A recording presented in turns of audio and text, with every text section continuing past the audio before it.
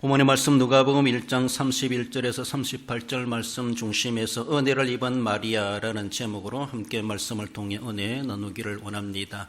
지난주에는 사람으로 오신 하나님, 인간의 몸을 입고 우리를 구원하러 이 땅에 오셨다라는 것이죠. 그렇게 오실 이유가 너무나 우리가 참 황당할 정도로 우리를 죄에서 구원하시고 우리를 하나님의 자녀 삼으시며 천국에 들어가게 하시고자 높고 높은 하나님의 영광의 자리를 뒤로하시고 낮고 천한 이 세상에 우리를 찾아오신 우리 하나님, 예수란 이름으로 이 땅에 찾아오셨다라는 것을 살펴보았습니다. 그러므로 그 오신 백성, 그 오신 주님을 우리는 자기 백성, 하나님의 백성된 자로서 그를 영접하여 하나님의 오심의 목적대로 우리는 성탄을 맞이하며 거기에 걸맞는 믿음의 삶을 살아가야 할 것입니다. 이렇게 오늘 본문에서는 어쩌면 성탄의 중심 인물의 한 사람인 마리아를 오늘 본문은 이렇게 소개해 주고 있습니다. 하나님은 이 땅에 메시아를 보내시기로 이미 어쩌면은 오래전에 계획하셨다 이렇게 말할 수가 있고, 선민 구원을 위해서 창조의 계획뿐만 아니라 구속의 계획을 다 세우시고, 그래서 창세전에 우리를 택하사 이렇게 말씀하시는 것처럼 옛날부터 계획하신 것들을 오랜 세월 동안에 그래서 때가 되어 하나님은 그것을 이루어 오셨습니다. 갑자기 된 것이 아니라 하나님의 철저한 계획에서부터 오랜 유구한 역사 가운데 더 명확하게 그것을 밝혀주시고 구체적으로 알려주시고, 그래서 메시아를 보내주시겠다 말씀하셨는데, 메시아가 오면 우리 모든 문제가 해결되는, 죄로 말미암아 저주 아래 간 우리들을 거기서 구속하시고 구원하여 하나님의 영광에 참여하는 자로 삼으시기 위한 하나님의 계획은 오래전부터 세워졌고, 그래서 때가 되면 그것을 이루어 가시도록 메시아를 보내주시겠다 말씀하셨습니다. 점점 세월이 흘러오면서 가까이 오면서 어느 나라, 어느 땅, 어느 민족, 어느 가문을 통해서 올 것인가, 이것까지도 주님은 그렇게 밝혀주셨습니다. 오실 날이 언젠지 모르지만 그러나 분명히 하나님은 계시하신 대로 그렇게 이 땅에 어쩌면은, 그리고 다윗의 동네 이 마리아라고 하는 다윗의 후손 이 처녀 여인을 통해서 보내시게 된다는 것을 본문은 말씀해 주십니다. 마리아가 맞은 성탄 이렇게 말할 수가 있는데, 그 어떤 분은 마리아의 크리스마스 이렇게 말하는데, 그 마리아는 다른 사람이 아니라 오늘 우리가 성탄을 맞이하는 성도라는 것이죠. 마리아는 성도를 대표하는 사람입니다. 그래요, 성도를 대표하는 사람은 딴 사람이 아니라 바로 나 자신이다 생각하시고, 내가 오늘날 맞는 크리스마스, 내가 맞이하는 성탄은 어떤 성탄인가, 우리는 생각해 보면 그 옛날 장본인인 마리아가 어떤 성탄절을 맞이했는가라고 하는 것을 우리는 생각해 보며, 그 마리아뿐만 아니라 내가 또한 마리아다라고 생각하시며 성탄에 임하는 자세와 성탄을 통해서 하나님이 하시고자 하는 일들을 우리가 마리아처럼 잘 감당해 갈 수 있어야 할 것입니다. 본문으로 돌아와서 먼저는 선택받은 마리아임을 말씀하고 있습니다. 마리아는 내가 진짜 선택함을 받았구나라고 하는 것을 천사를 만나면서 확인하게 됩니다.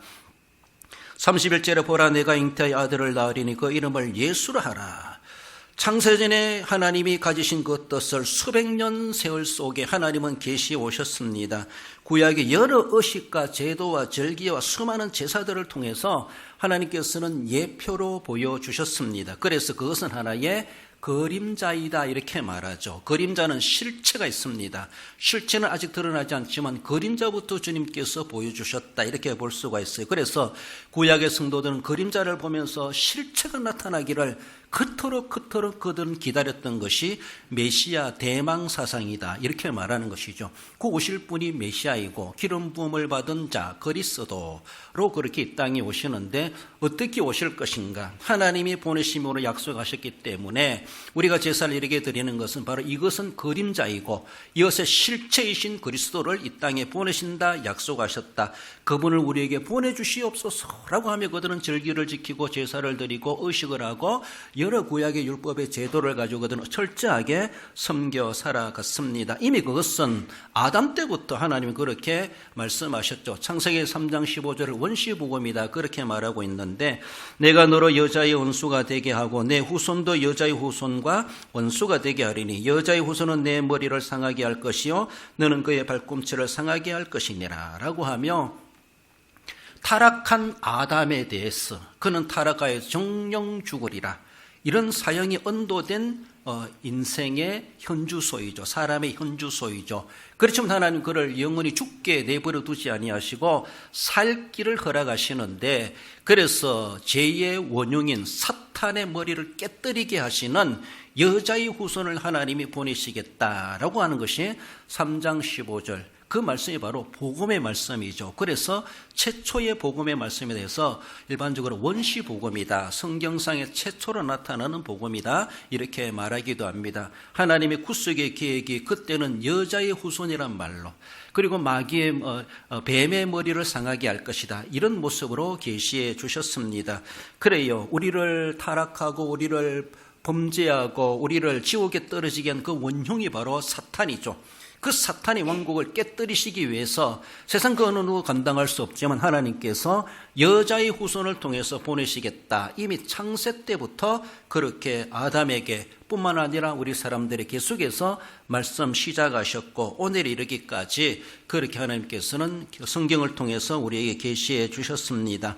그래요, 창세전에 세우신 구속의 계획이 계획대로 시대마다 하나님은 세우셔서 좀 더 밝혀주셨습니다. 때가 되어서 하나님은 노아를 세우시고 아브라함을 세우시고 모세를 세우시고 왕조시대에 다윗을 세우시고, 그리고 이제 오랜 세월 이후에 마리아라는 이 여자를 세우시고 하나님의 구속의 역사의 중심 라인에, 중심 자리에 그를 중심 인물로 하나님이 세우셨다라는 겁니다. 물론 그뿐만 아니라 주변의 사람들도 하나님 구속의 계획에 쓰임받은 많은 사람들이 있기도 하죠. 핵심적인 모습으로 바라볼 때 우리가 노아나 아브라함이나 그리고 이상 야곱에 걸쳐가지고 이렇게 또 출애굽하는 모세 시대, 더 나아가서는 또 다윗을 대표적으로 인물을 삼아주게 되고 다윗의 후손을 통해서 그 가문에 마리아와 요셉, 하나님께서는 그 가정을 이렇게 사용하게 되셨다라는 것입니다. 하나님은 분명히 계획하신 것을 때가 되면 그것을 이루오시는 우리 하나님이십니다. 그는 유다 지파 다윗의 후손 마리아 요셉이지만 그들은 포로 이후에 돌아와가지고 지금 그 후손된 자들로서 이 베들레헴에 살기보다는 저 북쪽 갈릴리에 거기에 거처를 삼고 살아갔습니다. 다윗의 후손이지만, 그러지만 하나님은 가브리엘 천사를 거기에 보내셔가지고 나사렛에 보내셔서 마리아를 만나게 하셨고, 마리아를 만나는 그 현장의 장소가 바로 오늘 본문의 지역적 배경은 나사렛이다, 이렇게 볼 수가 있습니다. 거기서 하나님의 수태 구제를 받게 되는 마리아의 그 모습을 우리는 보게 되죠. 나중에 이제 호적하러 유대 땅으로 이렇게 지리적으로 보면은 내려오게 되는 것을 봅니다. 하나님이 마리아가 선택하셨다라는 것을 마리아는 천사를 만나가지고 내가 선택함을 받았구나, 구원으로 선택함을 받을 뿐만 아니라 하나님의 거룩한 일을 이루어가는 일에 쓰임받는 일꾼으로 내가 선택함을 받았다. 수많은 여인들 중에 드나가서는 다윗의 동네 좁혀본다 할지라도 다윗의 후손 중에서도 많은 10대 순수한 순결한 처녀들이 얼마나 많았겠습니까? 그리고 신실한 믿음의 사람들도 많았을 겁니다. 여자의 몸을 빌린다고 하지만, 그래서 그 많은 사람들 중에서 단 한 사람 마리아가 선택함을 입었다는 것이 하나님의 놀라운 은혜입니다. 이게 얼마나 몇백 대 몇만 대 일이라고 할 수가 있겠습니까? 그래요, 여기에 대해서 마리아가 얼마나 감동했겠는가. 그러나 그 선택함을 받은 것에 대한 부담은 엄청나다는 것을 생각해 볼 수가 있고, 이해할 수 없는 그런 하나님의 계시를 듣게 되는 것을 볼 수가 있죠. 그래, 아무튼 하나님의 선택에는 우리는 불가항력적이다, 이렇게 말합니다. 하나님이 그렇게 하시겠다고 하면은 나는 못합니다, 안 됩니다, 이렇게 발뺌할 수가 없다는 겁니다. 우리 하나님은 한번 정하시는 것을 분명히 이루어 가시는데 우리가 인격적으로 의지적으로 하나님의 거룩한 일에 알고 참여하기를 기다리시는 우리 주님이십니다.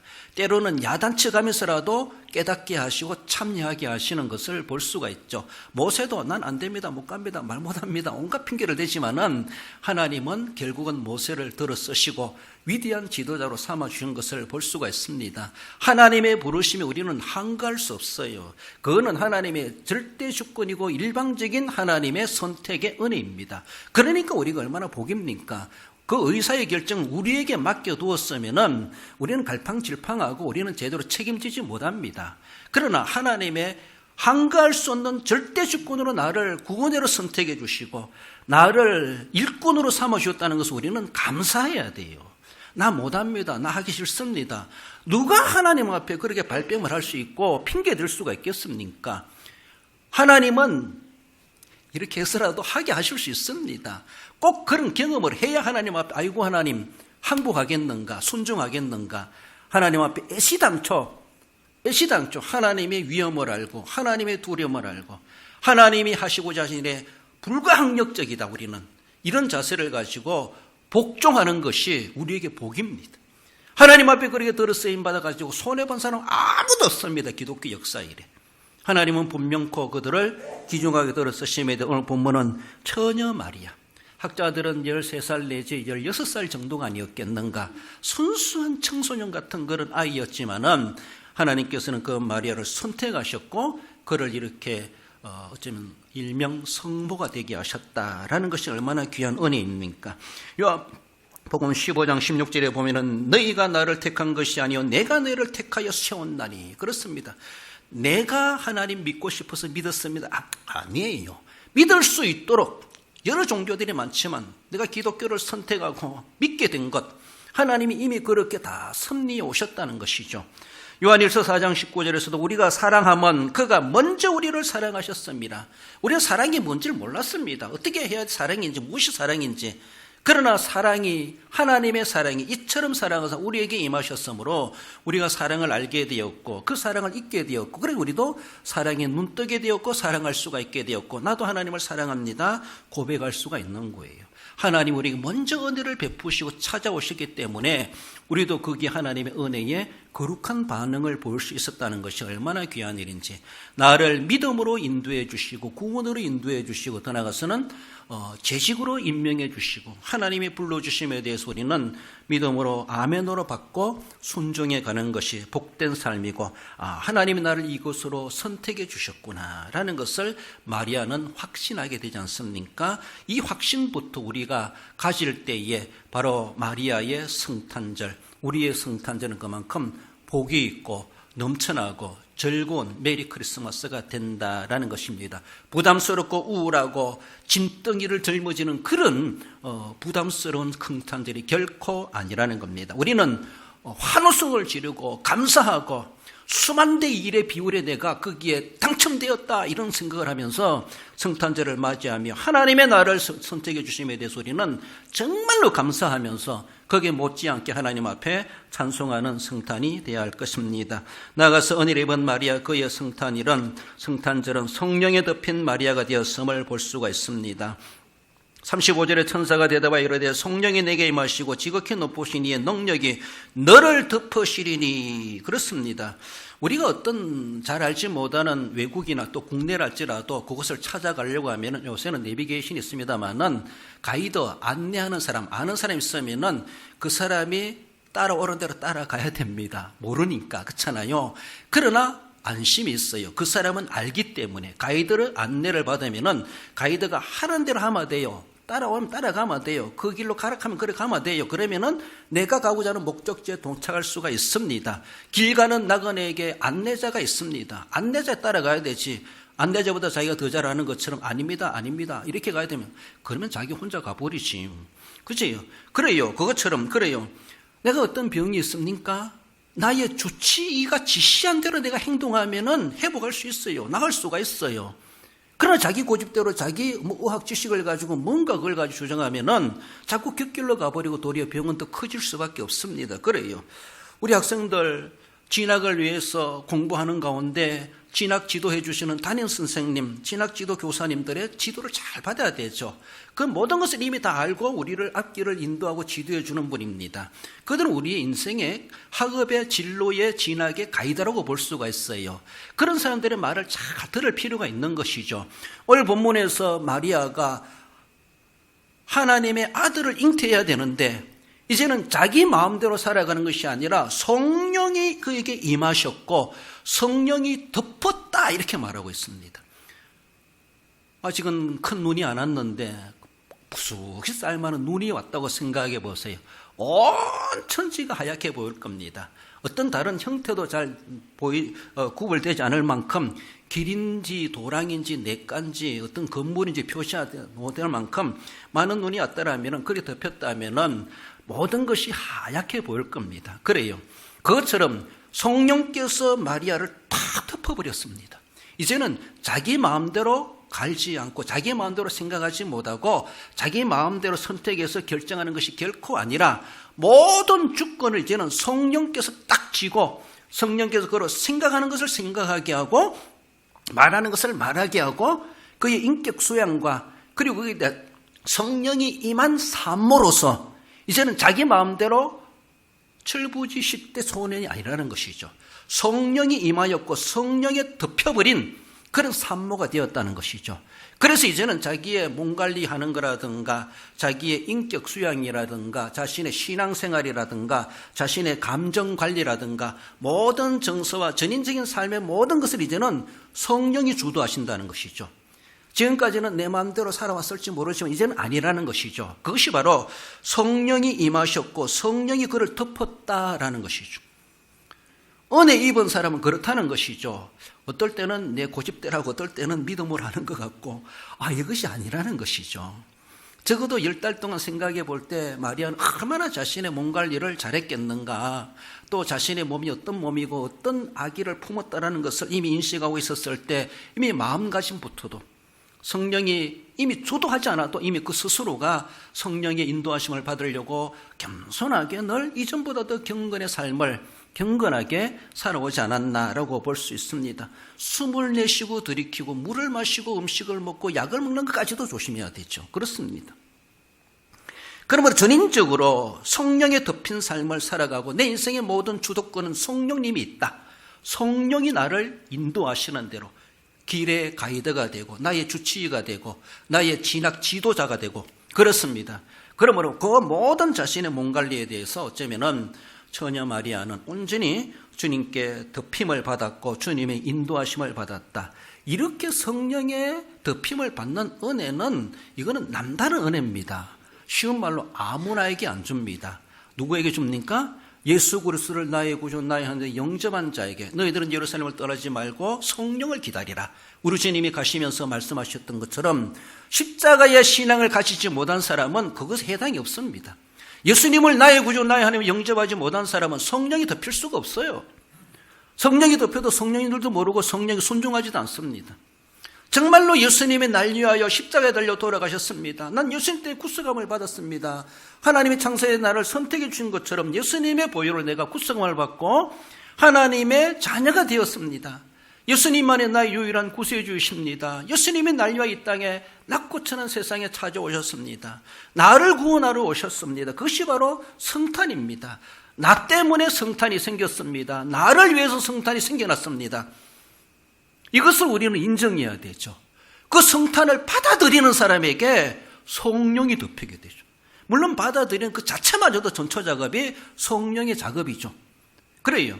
그러므로 예수님의 십자가를 인정하고 구속의 은혜를 감격하는 사람에게 성령 충만함을 받으라 라고 하면서 이제는 성령 충만한 정도에 따라서 성령의 주도권을 맡겨드리고 성령의 인도하심을 따라서 모든 전인적인 삶을 성령이 내 인생의 주인이 되고 성령이 이끄시는 대로 그는 뒤를 따라가는 삶, 성령 앞에 수동적인 삶, 성령이 나를 책임져 주신다.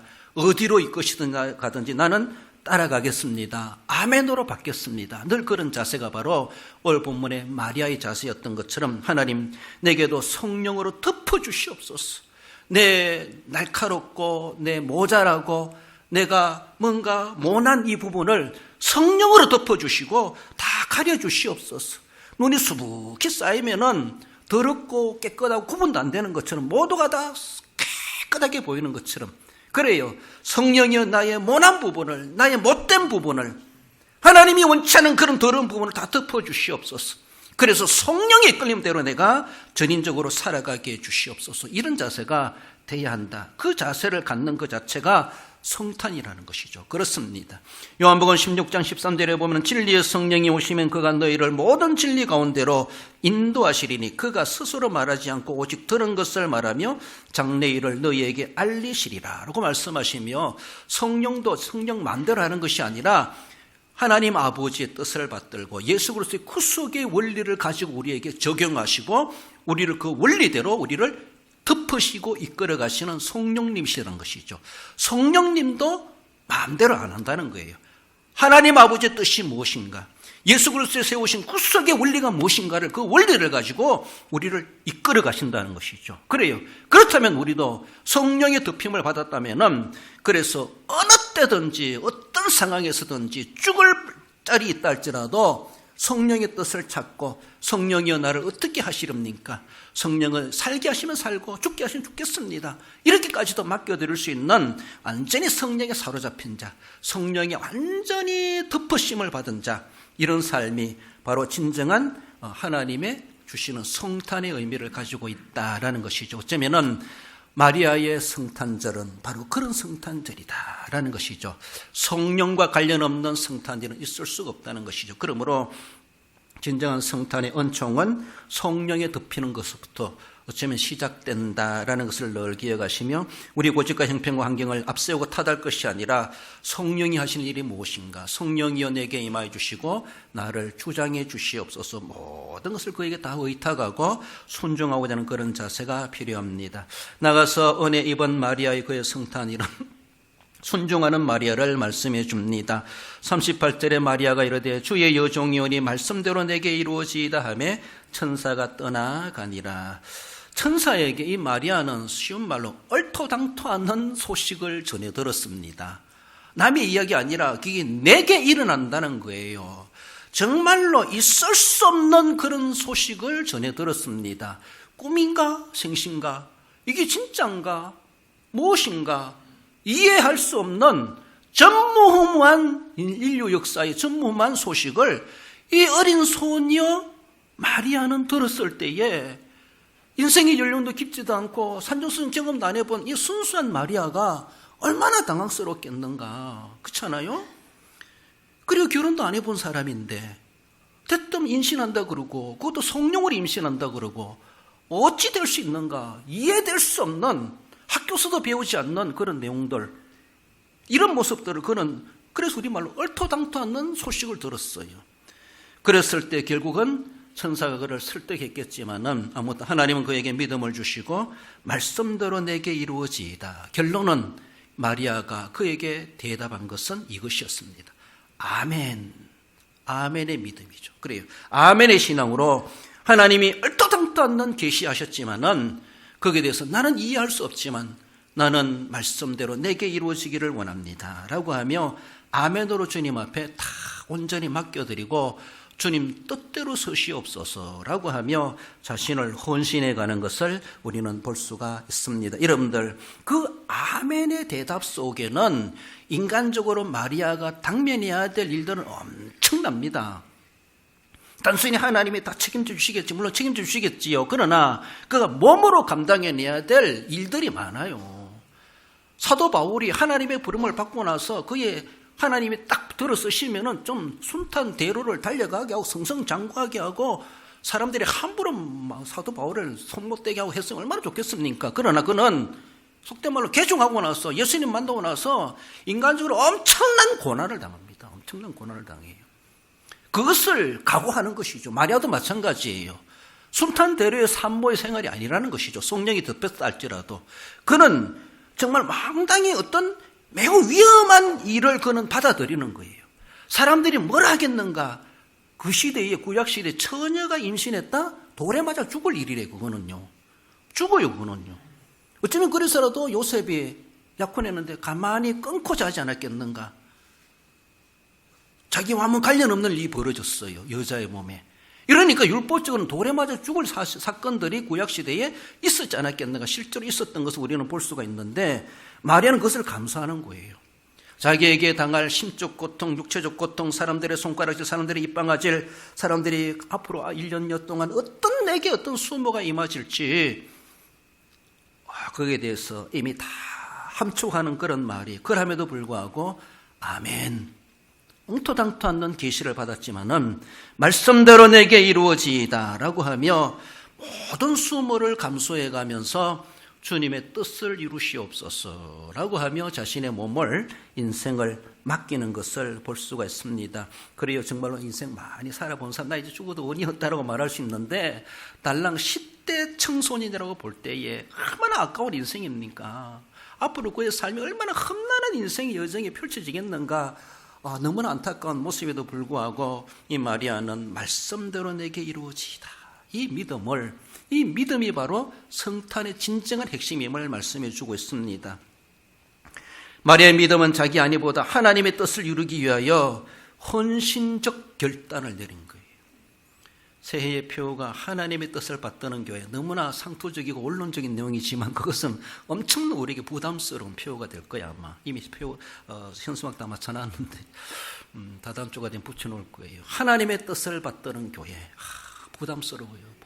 그렇지만은 우리는 그 뜻대로 돼야 되죠. 예수님도 십자가를 앞두고 누가복음 22장 42절에 기도하시면서 내 원대로 마옵시고 아버지의 원대로 되기를 원하나이다. 그래요, 죽음은 죽으리이다 라고 하며 십자가 고난을 예상하면서도 아버지의 말씀에 대해서 그는 아멘, 아버지의 뜻대로 이루어지길 원하나이다, 말씀대로 내게 이루어지길 원하나이다.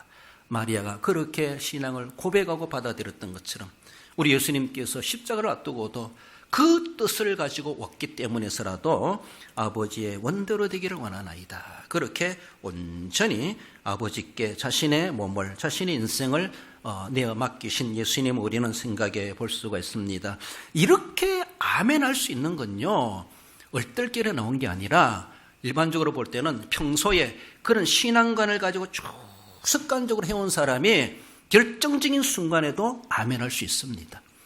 오늘 군사님이 옛날에 그런 말 하더라고요. 막 환란이 있고 고난이 있을 때 자기도 뭐 순교할 수 있다 이런 생각을 안 해봤는데 막상 그런 일을 닥치니까 죽음이 두렵지 않더라는 것이죠. 정말 순교할 기회 되면 순교할 것 같아요. 순교하는 게 그렇게 두렵지 않더라, 이렇게 말씀하시는 것을 예전에 들어본 적이 있어요. 그분들은 이미 죽음에 대해서 이미 생각 안 해봤지만, 그런 고난당 환난과 핍박을 당할 생각 안 해봤지만은, 그러나 늘 그런 것에 대해서 즉 종말의식, 내가 하나님 앞에 어떻게 바쳐지고 죽을까, 이런 생각들을 늘 기도하고 관심 있고 늘 또 앞서간 믿음의 순교자들의 그런 발자취를 더듬어 보며 그런 것들을 교훈받고 늘 마음에 새겨왔던 그런 사람들, 평소에 그런 신앙을 쭉 습관처럼 해온 사람은요, 정말로 갑작스레 이런 일을 당해도 그것이 인간적이기 때문에 조금 당황스럽겠지만, 그러나 마리아처럼 주의 말씀이 내게 이루어지이다, 아멘으로 받을 수가 있고, 어쩌면 그래서 순교자의 반열에도 참여할 수 있다는 것이, 이거는 단번에 일어나는 것이 아니라 신앙생활의 일상적인 삶 속에서 그렇게 습관처럼 해오던 신앙이 어떤 일을 닥친다 할지라도 정말 거기에 충격받고 당황하고 걱정하기보다는 도리어 은혜의 기회로 알고 하나님 앞에 감사하게 받아들일 수 있다라는 겁니다. 그러므로 일상적으로 신앙생활, 교회생활, 주일생활 하는 것이 얼마나 귀한지 몰라요. 콩나무실에 물 주는 것처럼 아무 표시도 안 나는 것 같지만 결국은 그렇게 자라난다라고 하는 것처럼 늘 우리는 어떤 상황 가운데서도 아멘의 신앙을 가지고 그렇게 적극적으로 주님이 원하시는 일에 임해 갔을 때 결국은 어떤 당면한 일이 당한다 할지라도 위대하게 귀중하게 들어쓰임 받는 놀란 믿음의 발자취를 남겨갈 수가 있습니다. 그래요, 마리아가 적극적으로 순종함으로 인해서 그는 성탄의 중심 인물이 되었고 성탄이 어쩌면 인간적으로 가장 행복한 여인이었다라고 이렇게 말을 할 수가 있죠. 예수님께서 많은 표적과 기적과 이적을 행하여 했을 때, 사역할 때 그 많은 여인들이 예수님을 보면서 누구를 생각했는가 하면은 예수님의 모친을 생각했어요. 저런 아들을 낳은 어머니는 얼마나 행복한 여자인가, 같은 여자로서 저런 아들을 낳아가지고 저런 역할을 하게 하는가. 그 말씀이 누가복음 11장 27절입니다. 무리 중에서 한 여자가 이르되 당신을 뵌 태와 당신을 먹인 젖이 복이 있나이다 하니, 그 여자가 여성적인 마음으로 그 어머니는 얼마나 행복한 어머니인가. 그 어머니는 어떤 저런 아들을 태배했고 저렇게 낳아가지고 이 사회에 저런 큰일을 하게 하는가. 그 어머니가 위대한 어머니다라고 하며 같은 어머니로서의 부러워하는 그런 문구입니다. 그러나 예수님이 받아 사시는 말씀은 예수께서 이르시되 오히려 하나님의 말씀을 듣고 지키는 자가 복이 있느니라 이렇게 말씀하는 거예요. 이 마리아가 이미 그렇게 말씀을 듣고 지켜왔지 않습니까? 그래서라도 복 있는 마리아였겠지만은 그 인간적으로 그 예수님을 아들로 키워낸 태배에서 키워낸 낳고 키워낸 그 여인으로서 참 복된 어머니다. 어머니들이 부러워할 만큼 했던 것처럼 그럼 우리는 그러하지 못하다 할지라도 우리 주님이 해석해 주는 것처럼 하나님의 말씀을 듣고 지키는 자가 복이 있느니라. 마리아만큼이나 복되다는 것이죠. 그 이상으로 복되다고 말할 수가 있어요. 그러므로 그런 복의 환경 우리는 다 가지고 있고 그 말씀이 우리에게 임하였을 때 나는 얼마나 그 말씀을 마음에 새기고 주님 앞에 말씀대로 내게 이루어지이다. 내가 주님의 뜻대로 하겠습니다. 이런 순종의 자세를 가지는가? 이것이 바로 마리아만큼이나 그 축복스러운 메리 크리스마스가 된다라는 것을 말씀하십니다. 마리아는 다른 사람이 아니라 바로 나를 가리키고 성도를 가리키고 마리아의 성탄의 기쁨은 정말로 은혜대로 순종하고 헌신하는 데서 이루어진 하나님이 주시는 진정한 성탄의 기쁨이었음을 생각해 봅니다. 말씀을 했으면 우리 성도 여러분, 마리아의 성탄은 바로 선택의 은혜를 확신하게 된다는 것을 기억합니다. 나를 구원으로 선택해 주시고 직분자로 세워주셨구나. 하나님이 나를 그렇게 선택하여 불러주셨구나. 이 확신을 우리는 가지면서 성탄에 임해가야 할 것입니다. 삶의 주도자는 바로 성령님이시고 그분께 내 모든 인생을 맡기고 행하는 것이 진정한 성탄의 진수라는 것을 우리는 알아야 할 것입니다. 은혜의 번대로 순종했을 때 순종의 결과는 결코 하나님께서 책임져 주신다는 것을 우리는 늘 기억하시며 하나님의 뜻대로 이루어지는데 귀중하게 헌신하시고 주님 앞에 섬겨 살아가심으로 마리아 그 이상으로 복된 성탄節을 맞이하시고 성탄의 복을 나누시기에 합당한 우리 모든 성도 여러분들 되시기를 주님의 이름으로 축원드립니다.